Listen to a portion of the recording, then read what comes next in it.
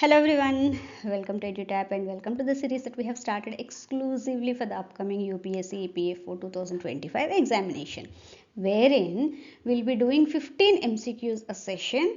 Okay, as part of which today we are going to see Labor Laws, Building and Other Construction Workers Act 1996 part 1 we are going to see here. Now, why is this series important? When it comes to the UPSC EPFO exam, be it APFC, okay जो APFC का है वो और AO और EO exam, in both the cases labour laws and international relation is one of the most important topics and इसमें से at least 15 questions आते हैं इसमें आउट ऑफ 120 15 क्वेश्चंस इसी में से आते हैं. So you can understand the kind of weightage that these topics have in these examinations. So if you really want to score well, अगर आप ये सीरीज सही से फॉलो करेंगे तो डेफिनेटली आपका पूरा रिवीजन भी हो जाएगा, एक अगर आपने ऑलरेडी पढ़ लिया है और एक बार आपका पढ़ना भी हो जाएगा. And then since we are doing all these in the form of MCQs, आपका एक प्रैक्टिस भी हो जाएगा. Moreover we are expecting the notification of UPSC EPFO very soon, so I really hope that you will use these sessions very well for your upcoming UPSC EPFO exam preparation. So with this, let's get into the session wherein we'll be doing some MCQs associated with the said topic. आज का हमारा topic है Building and Other Construction Workers Act 1996 Part 1. So coming to the first question, the primary objective of the Building and Other Construction Workers Regulation of Employment and Conditions of Service Act 1996. जैसे जैसे industrialisation होता गया उसके बाद one of the most important aspects of other sectors that came into picture was the construction workers. So उनके लिए भी कुछ करना था. सो इन 1996 जो आप देख रहे हो, this particular act was brought into force and इसका मेजर ऑब्जेक्टिव था to regulate the employment and conditions of service of building and other construction workers and to provide for the safety, health and welfare measures, क्योंकि ये बिल्कुल unorganised sector में आते हैं and उनका कुछ ना कुछ ऐसा था कि that should help them in their profession. So उनके लिए to regulate that employment and conditions of their service in which they are working, उनको elevate करने के लिए ये act लाया गया था. So here the correct option is answer B. So moving on to our next question, the Building and Other Construction Workers Regulation of Employment and Conditions of Service Act 1996 applies to. Now this extends to whole of India and it's not that कि किसी जहाँ पे जिनका building construction work है उन्हीं के लिए applicable होगा ये. No, it's not like that. It is applicable to every establishment employing 10 or more building workers in any building or any construction work. So ये सभी establishments के लिए होगा जहाँ पे they have employed on any day of the preceding 12 months 10 or more building workers in any building or other construction work, उनके लिए ये applicable होगा. So here in this case C is the correct answer. So moving on to our next question, which of the following statements correctly describes the terms building or other construction work and building worker? जो सबसे हमने starting किया है वही से किया है, building और अदर कंस्ट्रक्शन वर्क, यही हम लोग बोल रहे थे. And then building worker, let's see what are the definitions. So first statement बोलता है कि बिल्डिंग और other construction work includes the construction, alteration, repairs, maintenance of roads, bridges, airfields and power generation installments. Yes, ये सारे इसी में आते हैं. So this is true statement. Building worker includes employees engaged in managerial और administrative capacities. No, ये होते हैं skilled, semi skilled, unskilled or manual labor, supervisory, technical or clerical work. Okay, उन सब में आते हैं but not in connection to the what you'll say managerial or administrative capacity. So this is false. A building worker does not include a person employed in a supervisory capacity who earns more than 1600 rupees per month. Yes, this is also true in this case. The construction work specified under the term building or other construction work also include works related to dams, canals, telecommunication lines, but exclude works covered by the Factories Act. Definitely this is also true. ये सारे काम भी इसी में आते हैं. So here 1, 3 and 4, these 3 are correct, but 2 is not true. Okay, so hence here A is the correct answer. So moving on to our next question. Which of the following is not included in the definition of establishment under the Building and Other Construction Workers Regulation of Employment and Conditions of Service Act 1996? So a government owned construction project, no, this falls under this. इसमें definition में आता है establishment, so this is true. A private limited company engaged in construction activities, this is also true, ये भी इसी में आता है as an establishment. An individual who employs building workers for construction of their own residence with a total construction cost exceeding rupees 10 lakhs, ये भी आता है. Even if an individual अगर 10 lakhs के ऊपर हो रहा है उसका construction, total cost of construction, even in his own residence, so definitely that would come under this. An individual who employs building workers for construction of their own residence with a total construction cost not exceeding 10 lakhs, ये इसके under नहीं आता है as an establishment.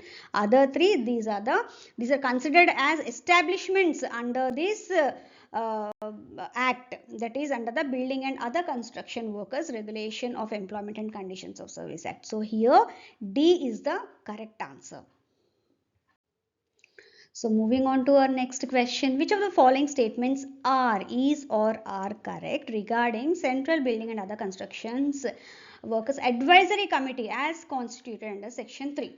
Now the central government is the one that will constitute a committee to be called as the Central Building and Other Construction Workers Advisory Committee, or it can be also called as Central Advisory Committee. And why majorly this committee is constituted? To advise the central government on such matters majorly arising out of the administration of this act, किस तरह से उसको implement कर रहे हैं and all that. Now इस committee में कौन कौन रहेगा? इसमें रहेगा a chairperson who will be appointed by the central government. Okay, 3 MPs रहेंगे, that is members of parliament रहेंगे, of whom 2 shall be elected by the House of People and 1 by the council, that is MLC ऐसे कुछ बोलते हैं ना, उस तरह से काउंसिल ऑफ स्टेट्स और मेंबर्स. ठीक है. एंड नेक्स्ट रहेगा एक director general who also happens to be the member ex officio. And यहाँ पे जो टोटल मेंबर्स होने चाहिए that should not exceed, it should not be greater than 13. Okay, but not less than 9 as well. Greater than 13 नहीं होने चाहिए and less than 9 भी नहीं होने चाहिए.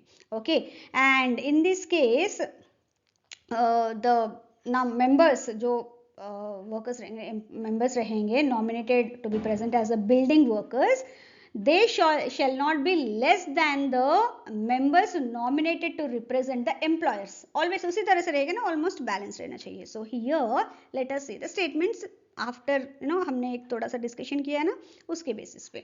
Now the Central Advisory Committee consists of a chairperson appointed by the central government, 3 members of parliament and a director general as a member of ex officio. Yes, this is very much true, जो अभी हमने discuss किया था, right? The committee must have at least 9 members but no more than 13 nominated to represent various interests including employers, building workers and association of architects. Yes, this is also true. Okay. Now, the number of members nominated to represent employers must be greater than the number of members nominated to represent building workers. No, this is not true. Okay, ये false है.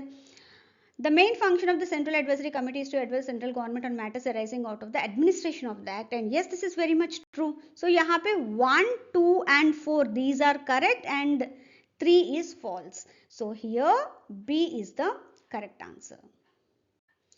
So moving on to our next question. Which of the following statements is or are correct regarding the State Building and Other Construction Workers Advisory Committee?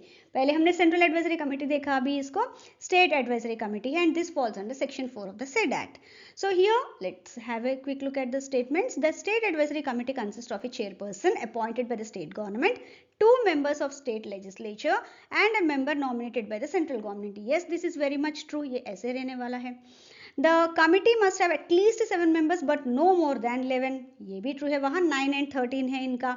Okay, to represent various interests including employees, building workers and association of architects. Yes, this is also true. The members nominated to represent the building workers shall not be less than the number of members nominated to represent the employers. So yes, this is also true. Okay. The main function of the state advisory committee is to advise the state government on matters arising out of the administration of that. Very much true. Okay, so all of these are true statements when it comes to section 4 of the said act, and yes, here in this case the correct answer is D. So moving on to our next question. Under the Building and Other Construction Workers Regulation of Employment and Conditions of Service Act 1996, which of the following statements is correct regarding the expert committees constituted by the appropriate government? See, wherever required, अगर कुछ advice चाहिए, कुछ information चाहिए, okay, assistance चाहिए, तो definitely the appropriate government may constitute one or more expert committees. Okay, so here let's have a quick look at the statements. The expert committees are mandatory, ऐसा कुछ नहीं, it's not mandatory, requirement के हिसाब से होता है, so this is false statement. The members of the expert committees are entitled to fees and allowance except for officers of the government or body corporates who are paid a consolidated honorarium. ऐसा कुछ भी नहीं है. अगर वो already officers of the government और government bodies के कुछ एम्प्लॉयज़ है, तो उनको कोई कुछ एक्स्ट्रा अलग से कुछ फ़ी या फिर अलाउंस देने की ज़रूरत नहीं है, because they are doing as part of their job itself. So this is also false. कोई एक्स्ट्रा ऑनरेरियम कुछ नहीं मिलने वाला है. The expert committees have the power to make rules under the act. No, only they can advise to the government उस particular issue के लिए जिसके लिए ये committee बिठाया गया है. So this is also false. The expert committees are advisory in nature and comprise persons qualified in building or other construction work. Yes, this is true. क्योंकि जहाँ पे भी expertise चाहिए उसी के लिए लेते हैं. So this is true. So hence here the correct answer is B. So moving on to our next question. Under the Building and Other Construction Workers Regulation of Employment and Conditions of Service Act 1996, who has the authority to appoint registering officers and define their jurisdiction? तो अब तक जितने भी acts हमने देखा है, almost all the cases, always it would be the responsibility of the appropriate government based on the sector in which they are. The appropriate government, which may be the central government or the state government, that would be appointing the registering officer. So here the correct answer is D in this case. So moving on to our next question. Which of the following statements regarding the registration of establishments under section 7 of the act is or are correct? Let's have a look at the statements. Employers of establishments to which the act applies must register the establishment within 60 days of the act's commencement or its application to the establishment. This is very much true.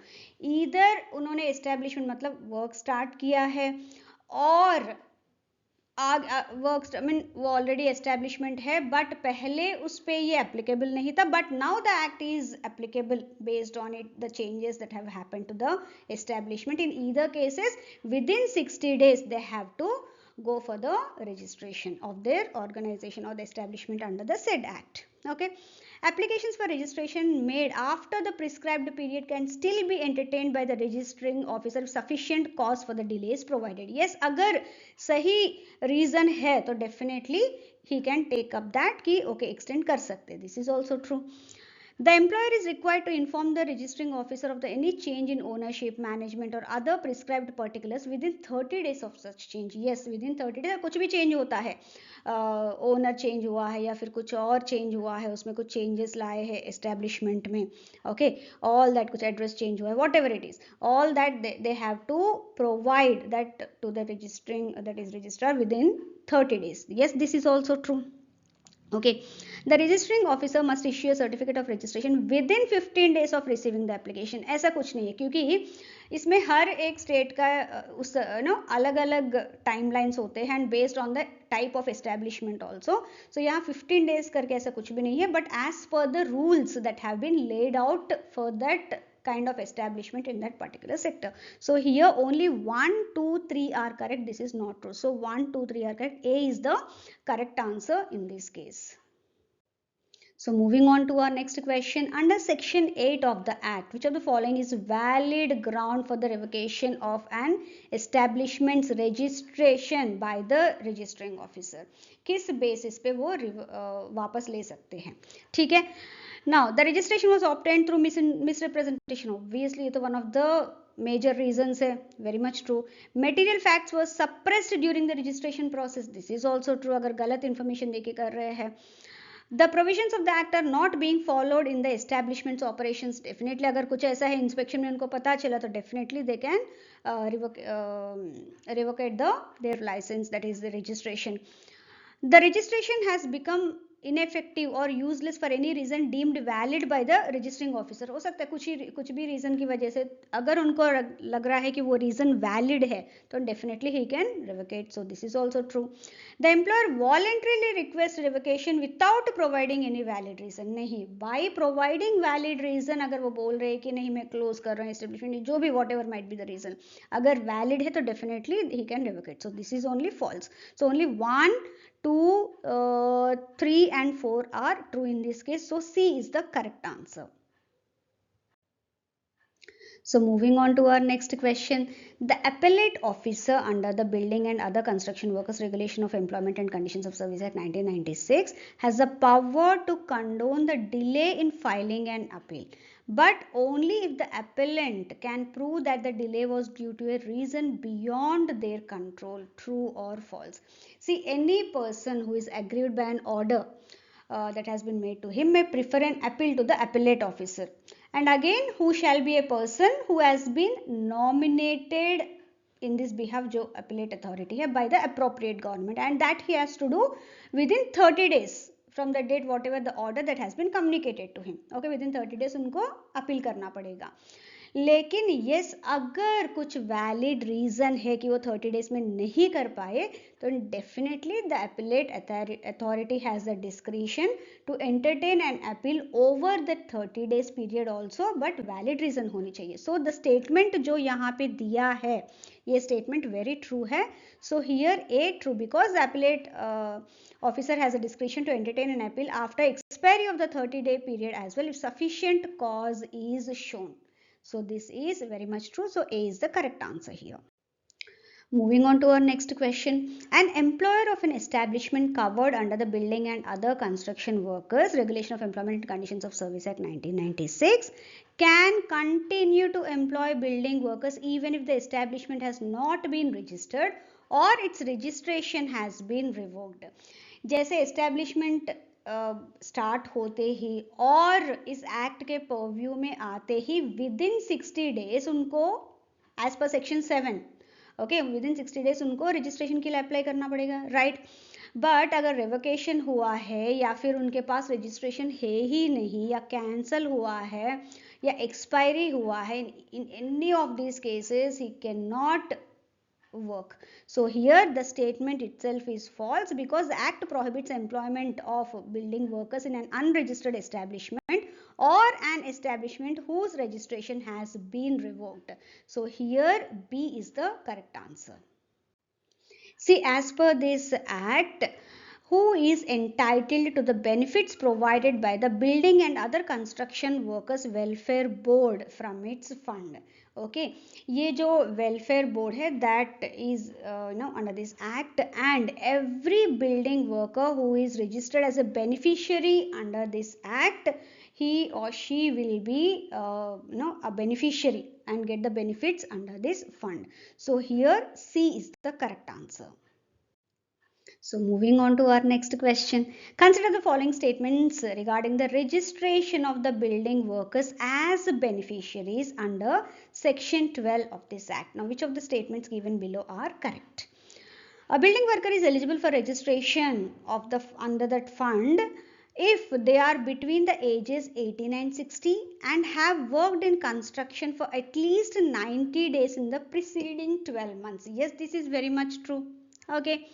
The application for registration must be accompanied by documents and fee not exceeding 50 rupees as prescribed. Yes, this is also true. उतना fees pay करना पड़ेगा उनको while applying as a beneficiary along with all the documents. An applicant dissatisfied with the decision of the authorized officer, अगर वहाँ पे authorized officer का कुछ उनको लग रहा है decision गलत है या जो भी है, he can appeal to the secretary of the board or another officer specified, जो भी specified है उस protocol में, whose decision shall be final. उनका decision फिर final होगा, आगे कोई और appeal नहीं है. Yes, this is also true. A building worker can be registered as a beneficiary even if they have not complied. No, they have to be complied with the provisions of the act and the rules made thereby. So definitely, so this is false. So only 1, 2, 3 are true. So here A is the correct answer as per the section 12, registration of building workers as beneficiaries under this act. So moving on to our next question. Who is responsible for entering the details of the building or other construction work done by a beneficiary in the identity card? See, जब भी registration होता है, okay, as a beneficiary onto the board under this act, the board shall give every beneficiary an identity card with his photograph duly fixed and कुछ space भी देते हैं so that कहाँ पे काम कर रहे हैं, किस तरह का काम चल रहा है, वो उसमें entry कर सके. And here every employer has has responsibility of entering the details of the building or the construction workers done by the beneficiary and authenticate the same, okay, in that card. And once they enter all that, they have to return that card to the beneficiary again. Okay now and जब भी कोई inspector या फिर officer या फिर ये board के कुछ ऑफिसर ऐसे कुछ डिमांड करते हैं ना कि आपको अपना वो कार्ड दिखाना है, तो definitely the beneficiary has to produce that card before them. So here in this case, as per the question, it is the employer's responsibility who will enter the details of the building or the construction work done by a beneficiary in the identity card. So यहाँ पे ये any officer of the government नहीं, ये employer है. D is the correct answer here because it is a responsibility of him to enter the details and again return it to the beneficiary. So here D is the correct answer. Sorry for the goof up. So friends, till now we have been doing good number of MCQs as part of the practice and all that. See, एक small announcement है, EduTap ने अभी 3 तरह के courses launch किया है for the upcoming UPSC EPFO 2025 examination for both APFC and EO or AO examination. See, when it comes to this UPSC EPFO, based on the requirement of the students, ये courses design किए गए हैं. So एक तो है master course, जहाँ पे कुछ बच्चे ऐसे होते हैं ना कि हमें बिल्कुल पूरा कंटेंट एक ही जगह से चाहिए, जैसे कि PDF, videos, question bank, mentorship, everything, all that would be provided under this master course. And every week, to be precise on Thursday, Kuldeep sir will be available in a session, in an online session, जहाँ पे वो जो ये content किस तरह से पढ़ना है, मतलब स्ट्रैटेजी किस तरह से प्रिपेयर करना है, वो आपको समझाएंगे और आपके जो भी डाउट्स है वो क्लैरिफाई करेंगे. ना दूसरा कोर्स है टेस्ट सीरीज प्लस. ना कुछ बच्चे ऐसे भी होते हैं कि जहाँ ना कुछ टॉपिक्स, कुछ सब्जेक्ट्स वो खुद से पढ़ लेते हैं, कुछ सब्जेक्ट्स उनको स्पेशलाइज्ड जो उन्होंने कभी पढ़ा नहीं है या फिर उनके पास कंटेंट नहीं है, उसके लिए वो ढूंढते हैं content exclusive, like for example polity का हो गया या फिर लेबर लॉस का ही लेते हैं, ठीक है. एंड अलॉन्ग विद उनको प्रैक्टिस क्वेश्चंस भी चाहिए, तो उन बच्चों के लिए ये बहुत ही बेनिफिशियल रहेगा ये कोर्स, ठीक है. ना थर्ड कोर्स आता है टेस्ट सीरीज. कई बार कुछ बच्चे ऐसे होते हैं, एक बार एग्जाम दे दिया है, फिर वो प्रिपेयर कर रहे हैं, सो उन्होंने तो अपना प्रिपरेशन पूरा कर लिया, बट नाउ उनको प्रैक्टिस क्वेश्चंस चाहिए, रियल एग्जामिनेशन का फिर से फील चाहिए, so that they can prepare and strategies themselves very well. Okay, so ऐसे बच्चों के लिए test series would be the best option. So अभी भी आपको कुछ और डाउट्स है, you can always reach out to any of the people from EduTap and get all your doubts clarified related to whatever doubts you have related to these courses and take an informed decision. Okay, thank you very much for being with me till the end. Hope you have liked the session. See you all in the next session very soon. Thank you very much once again.